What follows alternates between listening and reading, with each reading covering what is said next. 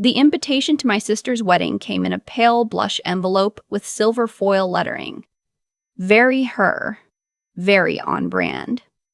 I turned it over in my hands for a moment before I opened it, half expecting the warmth of an older sister being included in the biggest day of her younger sister's life. Instead, there was a handwritten note on the back of the RSVP card. My mother's handwriting. Neat. Deliberate. The kind of penmanship she'd been proud of since her third-grade teacher gave her a gold star. Natalie, you know we love you, but Courtney's future in-laws are very traditional, very prominent. You know how things are with you and your situation. It might be easier for everyone if you just watch the live stream. Courtney will understand. We'll save you a piece of cake. I read it twice. Then I set it on my kitchen counter next to my coffee mug and looked out the window at the parking lot of my apartment complex in downtown Cleveland. A pigeon was sitting on the dumpster. We made eye contact for a second. Even the pigeon looked sorry for me. My situation. That was how my mother had referred to my life for the past 4 years. My situation. Like I was a weather event. A mild inconvenience on the radar that hadn't cleared up yet. Have you ever been erased by your own family so slowly that you almost didn't notice it was happening? Tell me your story in the comments. And drop a comment letting me know where you're watching from. I genuinely want to know who's in this community. I didn't cry. I'd stopped doing that around year 2. Instead, I set the note face down, picked up my coffee, and went to get my daughter ready for school. Lily was 4.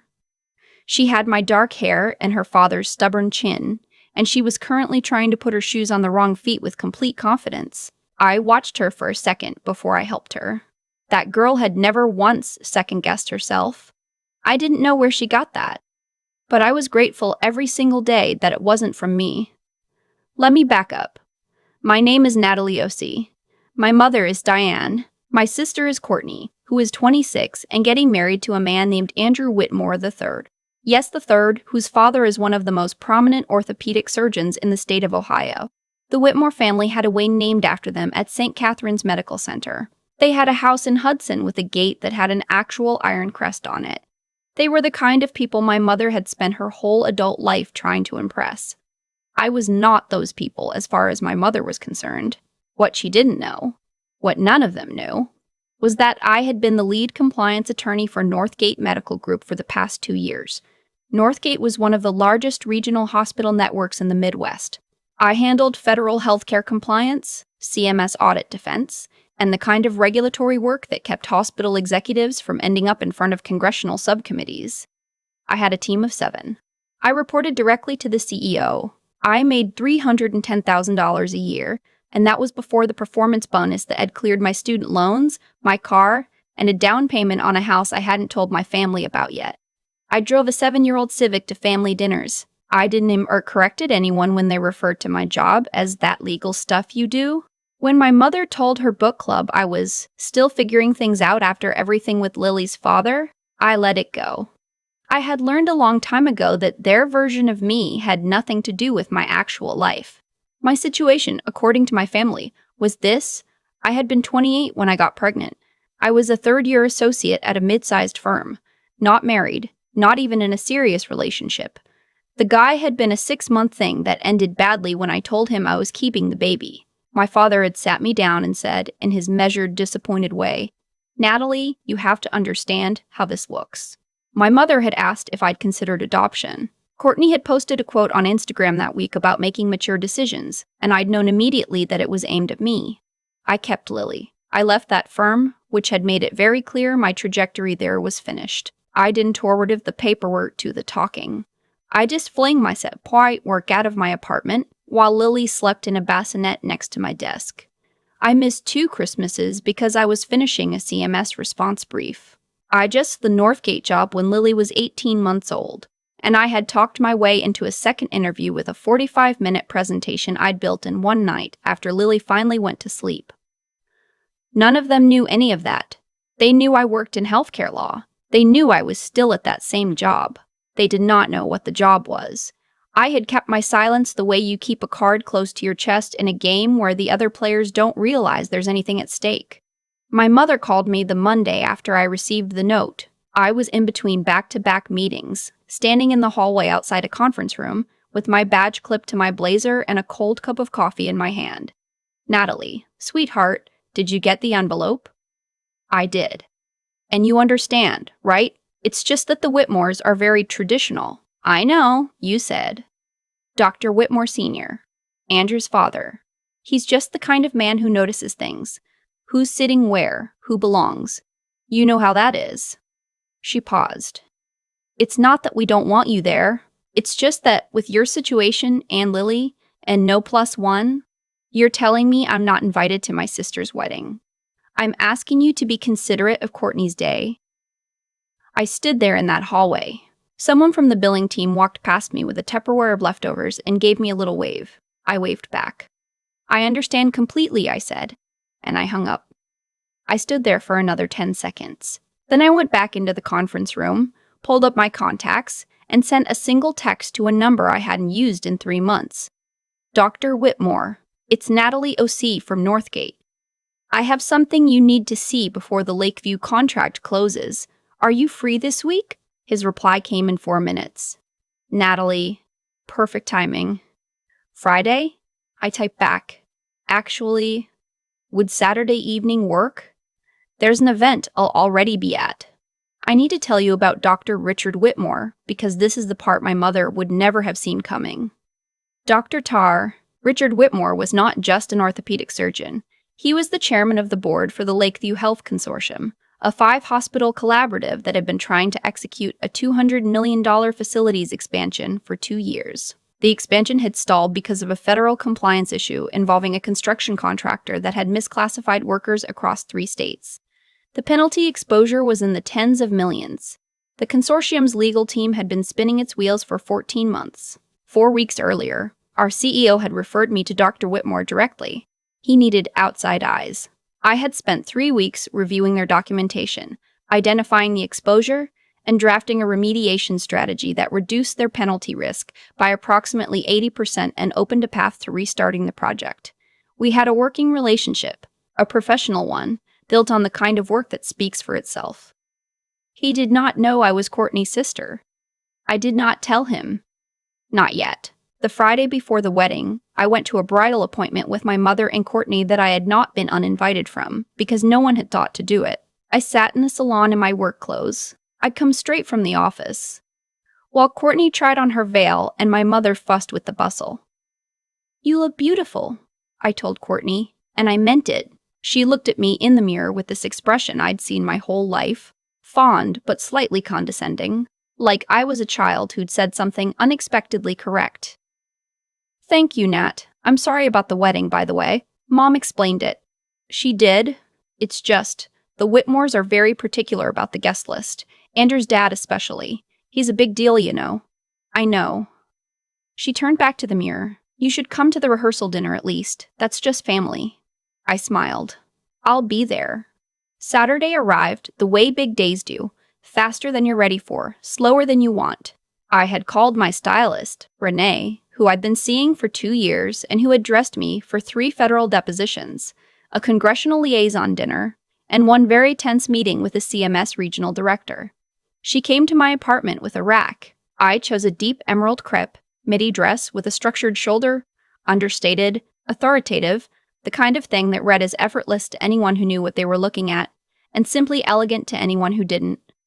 I did Lily's hair myself. 2 little braids with gold barrettes she picked out herself. She kept tilting her head to make them swing. "Where are we going, Mama?" "A party." "Will there be cake?" "Probably." "Will it be good cake?" "Probably." "Will it be good cake?" "I genuinely don't know, baby." She considered this. "Okay, but if it's bad cake, I'm telling you." I buckled her into her car seat and drove to the Hartwell estate, which was, and I say this as someone who has been in some very nice rooms, one of the most beautiful private event venues in northern Ohio. The Whitmore wedding had taken the entire property for the weekend. I was not going to the wedding. I was going to the cocktail reception in the estate's adjacent pavilion, where Dr. Derm, Richard Whitmore, had agreed to meet me to review the final remediation documents before he signed off on the consortium's federal response on Monday morning. It was a legitimate business meeting. Every single part of it was real. The fact that the pavilion shared a garden terrace with the wedding venue's outdoor cocktail hour was something I had learned from the Hartwell website. I had said nothing about it to Dr. Whitmore. I had not manufactured the collision. I had simply not prevented it. Dr. Whitmore. Whitmore and his wife Catherine were waiting in the pavilion when I arrived. He was tall, silver-haired, with the particular energy of a man who was used to being the most important person in the room and had stopped needing to announce it. He stood when he saw me. Natalie. He shook my hand. You look wonderful. And who is this? Lily had stopped in the doorway to examine a large floral arrangement with the intensity of a forensic investigator. This is my daughter, Lily. Catherine Whitmore immediately crouched to Lily's level. Those are the most beautiful barrettes I have ever seen in my life. Lily assessed her. I picked them. Well, you have exceptional taste. Lily looked at me like, yes, clearly. I covered my smile with my hand. We sat down. I opened the folder. Dr. Whitmore put on his reading glasses. For 20 minutes, we went through the remediation structure, the reclassification documentation, the penalty offset framework, the letter to the regional CMS office. He asked 3 sharp questions. I had the answers to all 3. At the end, he leaned back, took off his glasses, and said, Natalie, I'm going to be very direct with you. The consortium has been trying to solve this problem for over a year. You did it in 3 weeks. What is it going to take to get you advising us full-time? I smiled. Let's talk after Monday. He laughed. And then the French doors to the garden opened, and the sound of cocktail hour drifted in. Voices, light music, the gentle clinking of glasses. And through the open doors, I could see the guests beginning to spill out from the ceremony onto the terrace. I did not turn around. Dr. Whitmore looked past my shoulder, then back at me. Should we move inside? We're fine here, I said. The view is nice. I knew the exact moment my mother saw me. I heard the conversation behind me stop. A sharp intake of breath, then footsteps on the flagstone, the particular cadence of my mother trying to walk quickly while maintaining composure. Natalie. Her voice was low and controlled, with something fraying underneath it. What on earth are you doing here? I turned around with the unhurried ease of a woman who had not been doing anything wrong. Hi, Mom. I turned to Lily. Say hi to Grandma, baby. Lily waved without looking up from the flowers she was examining. This is a private event. I'm having a meeting. I gestured to Dr. Whitmore, who had stood up. I'm sorry, I should introduce you. Mom, this is Dr. Richard Whitmore and his wife, Catherine. Dr. Whitmore, this is my mother, Diane. The silence that followed was about 4 seconds long, but it aged my mother visibly. Dr. Whitmore extended his hand. Diane. Wonderful to meet you. Your daughter has saved my consortium about $30 million this month. I keep trying to steal her from Northgate. My mother shook his hand on autopilot, her eyes moving between me and Dr. Whitmore and the legal documents on the table. And my daughter happily now talking to Catherine about the flower in her hand. Courtney had appeared behind her, still in her wedding dress. Andrew was at her shoulder. And Andrew was staring at me with an expression I recognized, the expression of someone doing rapid math. Wait, Andrew said slowly. You're Natalie O.C. from Northgate Medical? I am. He turned to Courtney. Your sister is Natalie O.C.? Courtney's face did something complicated. She does some legal stuff. She's one of the top healthcare compliance attorneys in the Midwest. Andrew looked back at me, slightly dazed. My dad has talked about you for months. He literally said at dinner last week that if he could hire one person right now, it would be you. Dr. Whitmore chuckled. He's not wrong. I've been making my case. My mother was very still, the kind of still that meant she was running through everything she'd said to me in the past 4 years and calculating the damage. Courtney said, but you said you worked at a hospital. You said it was a legal assistant job. I never said that. You said it was a legal job. It is? You let us think. I set down my water glass. Courtney, I let you think whatever you wanted to think. I never corrected you because you never asked. You assumed, and it was easier for everyone if I just let it be. My father had materialized from somewhere in the crowd. He was in his tuxedo, looking the way he always looked at formal events, Pleased with himself, slightly flushed, working the room. He stopped when he registered the tableau in front of him. "What's going on over here?" he asked, with the breezy authority of a man who assumed all situations could be managed by his arrival. "Dad." I nodded at him. "Happy Saturday." He looked at Dr. Whitmore. Something flickered in his face, recognition maybe, or the instinct to assess. My father worked in commercial real estate. He knew names. He knew the Whitmore name. "Robert," my mother said quietly, "this is Dr. Whitmore, Andrew's father." My father straightened, extended his hand with the full wattage smile. "Richard, what a night! Our kid's getting married. It's a tremendous thing." He clapped Andrew on the shoulder. "You're getting the best of our family tonight. I'll tell you that." Dr. Whitmore smiled politely. "It seems like talent runs in the family. Natalie has been invaluable to us." My father's smile stayed on his face while his eyes did something involuntary. He looked at me. At the emerald dress, at the legal folder, at Lily, who was now teaching Catherine Whitmore a clapping game, at the expression on Dr. Mitzness. Whitmore's face, which was the expression of a man speaking about someone he genuinely respected. "Natalie works with you?" he asked. "For us," Dr. Whitmore said. "She's been advising the Lakeview Consortium. In fact, I was just telling her the consortium would like to bring her on in a formal capacity." My father turned to me. And for the first time in 4 years, I watched him not know what to say. "Why didn't you tell us?" he finally asked. It came out quieter than I think he intended. "You didn't ask," I said simply. "You told me I was making a mistake when I was 28. You told me I'd spend my life struggling. You made it very clear that my choices were an embarrassment, so I stopped sharing them." "Natalie, I'm not angry, Dad." And I meant that. The anger had burned itself out sometime around Lily's 2nd birthday when I'd realized I was too busy building something to tend to it. "I'm just telling you the truth. You made a judgment about who I was, and I let you keep it. That's on both of us." My mother had found her voice again. It came out small. "We thought you were struggling. We were worried." "No." I said it gently, but I said it. "You were embarrassed. There's a difference. When I was struggling, nobody called. When I missed Christmas because I was working, nobody asked why. The worry only started tonight, when it became inconvenient for you." Courtney made a sound that was almost a laugh and almost a sob. "You set this up. I had a meeting. You knew we'd be here." I looked at my sister in her beautiful dress, with her beautiful flowers, on her beautiful wedding day that she had planned without me in it. I had a complicated feeling about her that I'd been carrying around for years. Not hatred, not even real anger. More like grief. The grief of watching someone who could have been your ally choose, over and over, to be your audience instead.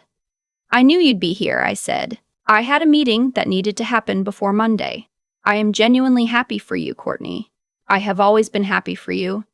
That was never the problem." She looked at me for a long moment. Andrew took her hand. She let him. Dr. Whitmore cleared his throat. "I think perhaps we should give the family a moment." He gathered the signed documents from the table. "Natalie, I'll have my office call yours Monday morning." He squeezed my hand. "Extraordinary work, as always." Catherine touched my arm. "It was so lovely to meet you. And Lily," she crouched down again. "I hope I'll see you again soon." Lily considered her very seriously. "You can come to my birthday. It's in March. I would love that." They left, and it was just my family, and me, and my daughter, and the sound of the wedding music drifting over from the main terrace. My father sat down heavily in one of the chairs. He looked older than he had 30 minutes ago. "What are you making?" he asked. Not rudely, quietly. Like he genuinely didn't know how to calculate what he was looking at. "Enough," I said. "The house is mine, has been for 8 months. He was quiet. "The car in the lot is mine too. The Civic is what I drive to your house because I didn't want the conversation." He rubbed the back of his neck. "I said some things. When you were pregnant, I said things that were, yes, you did." He looked at Lily, who had climbed onto one of the pavilion chairs and was examining her gold barrettes in the reflection of the window glass, completely unbothered by everything happening around her. "She's a good kid," he said. "She is the best thing in my life. She has been since the day I chose her." There was a long pause. It wasn't comfortable, but it was honest, which was more than most of our silences had been. "I don't know how to fix this," he said.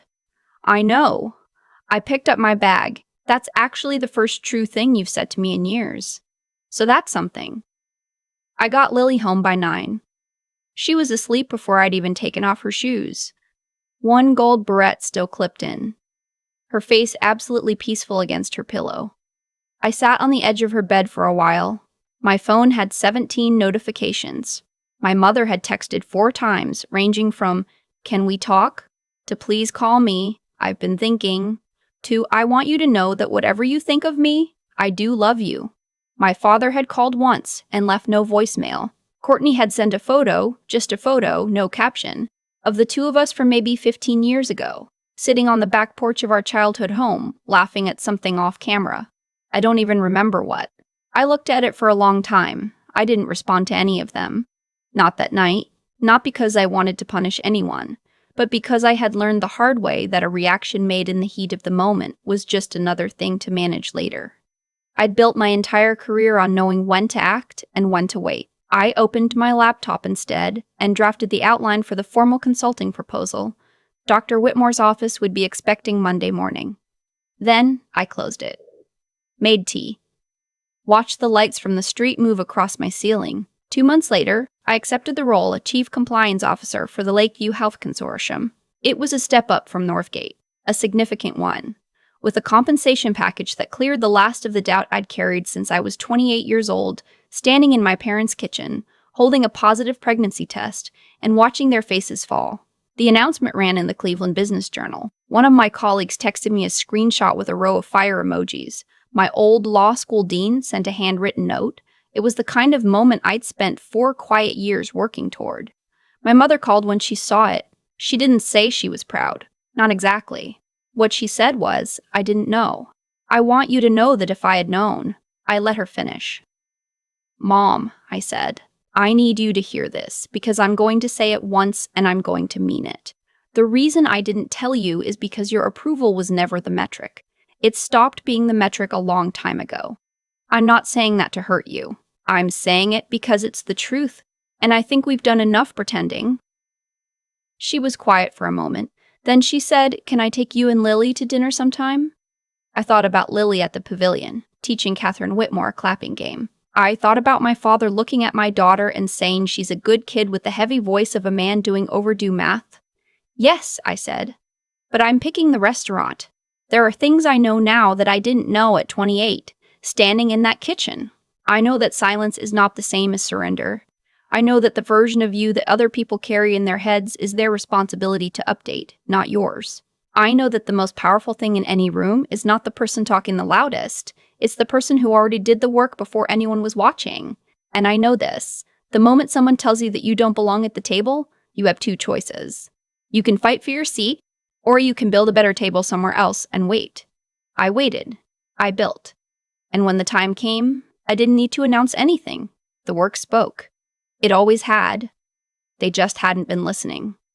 Have you ever been underestimated by the people who were supposed to know you best? Drop it in the comments. I read every single one.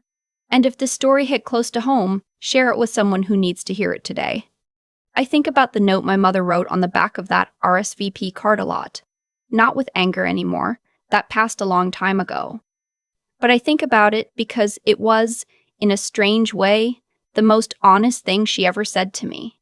She wasn't trying to be cruel. She genuinely believed what she wrote. She had looked at my life, the apartment, the old car, the daughter I was raising alone, and she had made a calculation. And in her calculation, I came up short. What she didn't understand was that I had made a different calculation. Every late night, every brief I finished after Lily went to sleep, every meeting I walked into when I was running on 4 hours and bad coffee, those were deposits. Quiet ones. The kind no one sees until the account is already full. I used to be ashamed of how long I stayed silent. I thought it meant I was weak. But I understand now that there's a difference between silence that shrinks you and silence that protects the work. What I was doing in those years wasn't hiding. I was building. And building requires a kind of patience that looks, from the outside, exactly like failure. That's the thing about integrity. Real integrity, not the performative kind. It doesn't need an audience. When I chose to keep Lily, I wasn't making a statement.